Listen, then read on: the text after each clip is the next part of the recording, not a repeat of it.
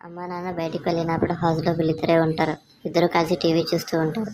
బుజ్జికి ఆకలి వేయడంతో కిచెన్లో కుకీస్ ఉన్నాయని గుర్తుకు వస్తుంది. అక్కడితో సీన్ స్టార్ట్ అవుతుంది. క్యారెక్టర్స్ బుజ్జి అండ్ చిట్టి. కుకీస్ తిందాం రా. పదరా తిందాం. ఇంకోసారి రా అన్నావంటే అంటే ఏం చేస్తావు? నువ్వు సిగరెట్ తాగుతున్న విషయం ఇంట్లో చెప్తా. వద్దులే, నువ్వు దొరుకుతావు కదా, అప్పుడు చెప్తా నీ పని. సరేలే చూద్దాం, ఫస్ట్ కుకీస్ తిందాం. రే ఒక కుకీయే ఉంది. ఓకే, టీవీలో ఫ్యాషన్ షో వచ్చే టైం అయింది, కానీ నువ్వు వెళ్ళి చూడుకో, నేను తినేస్తాను. అబ్బా, నీ సీరియల్ వచ్చే టైం కూడా అయింది, వెళ్ళి చూడుకో. రే నీకు నేను చాలాసార్లు చెప్పాను, అది సీరియల్ కాదు యానిమీ అని. ఏదో ఒకటేలే. రే ఇవ్వరా, వెళ్ళి చూడాలి. సరే, సగం షేర్ చేసుకుందాం. రిమోట్ ఇస్తావా మరి? నువ్వు మొత్తం ఇచ్చినా నేను రిమోట్ ఇవ్వను. సరే, నేను ఇవ్వను. ఓకే రా, సగం ఇవ్వు. ఫస్ట్ రిమోట్ ఇవ్వు. తీసుకో.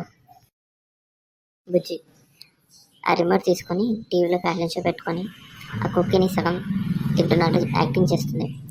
చిట్టి మాత్రం ఆ కుక్కీ సైడ్ చూస్తూ ఉంటుంది, ఎప్పుడు తిందామా అని.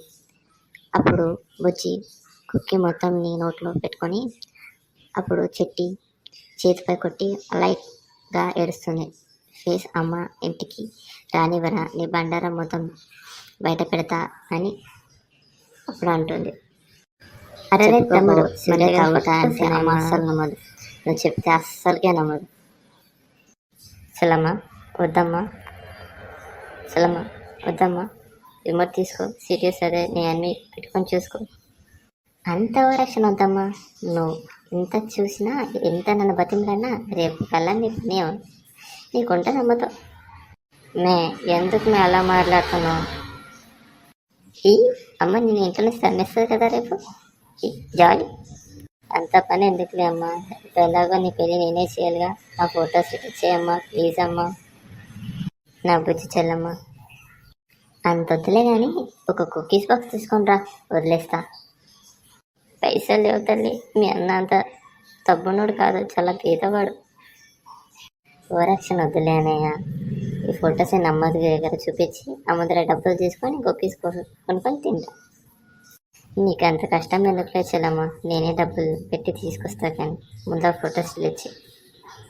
ఫస్ట్ కుకీస్ తీసుకుంటా, తర్వాత డిలీట్ చేస్తా.